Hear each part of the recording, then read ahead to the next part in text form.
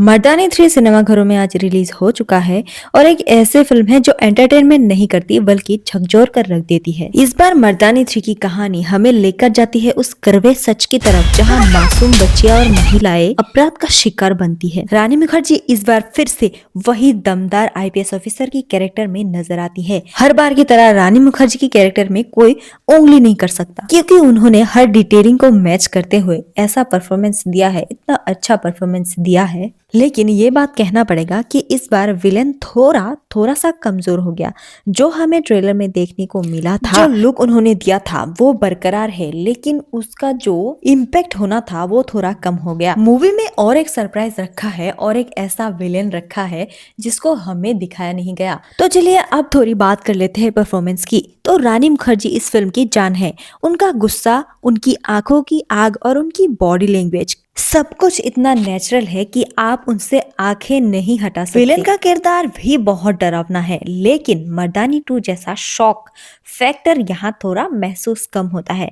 जो वो वाला विलेन था ना, वो नीला पेंट वाला वो विलेन विशाल चेतवा, जो कि मर्दानी फ्रेंचाइजीज का सबसे खतरनाक विलेन था। मूवी का फर्स्ट पार्ट बहुत बढ़िया है, लेकिन सेकंड पार्ट आते आते तुमको स्टोरी थोड़ा प्रेडिक्टेबल लगने लगता है और ऐसा लगने लगता है कि हम फिल्म देख रहे हैं, मतलब ये एक फिल्मी दुनिया है। वैसे तो है ये फिल्म ही, लेकिन फिर भी यहाँ पर थोड़ा कनेक्शन छूटता हुआ लगता है। तो अगर फिल्म की अच्छाइयों के ऊपर बात करें तो रानी मुखर्जी का जबरदस्त एक्टिंग, मजबूत सोशल मैसेज, इमोशनल और रियल टच, बैकग्राउंड स्कोर बहुत अच्छा। और थोड़ा कमियों की बात करें तो कहानी में कुछ नया नहीं है और सेकेंड हाफ में थोड़ा सा प्रेडिक्टेबल होने लगता है और पिछले पार्ट जितना थ्रिल यहाँ पर नहीं है। अब ओवरऑल बात करें तो मर्दानी 3 एक रियलिटी को दिखाता है, तो ये जरूरी भी है सोशल मैसेज के लिए। अगर आप रानी मुखर्जी के फैन हैं, सीरियस क्राइम थ्रिलर पसंद है और सोशल न्यूज पर बनी फिल्मों को सपोर्ट करते हैं तो ये फिल्म आपको जरूर देखना चाहिए। मैं इस फिल्म को रेट करूंगी 8 आउट ऑफ 10। अमेजॉन प्राइम पर एक नया वेब सीरीज आया है जिसका नाम है दलदल और वहाँ पर भूमि पेडनेकर की पूरी एक्टिंग बाहर निकल के आ गई।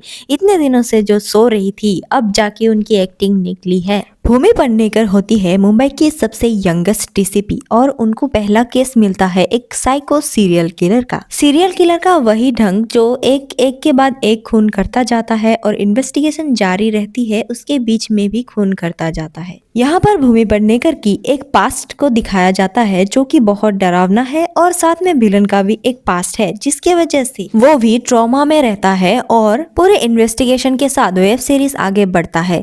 लेकिन यहाँ पर सस्पेंस को थोड़ा कम कर दिया गया है क्योंकि विलन को पहले ही रिवील कर दिया जाता है।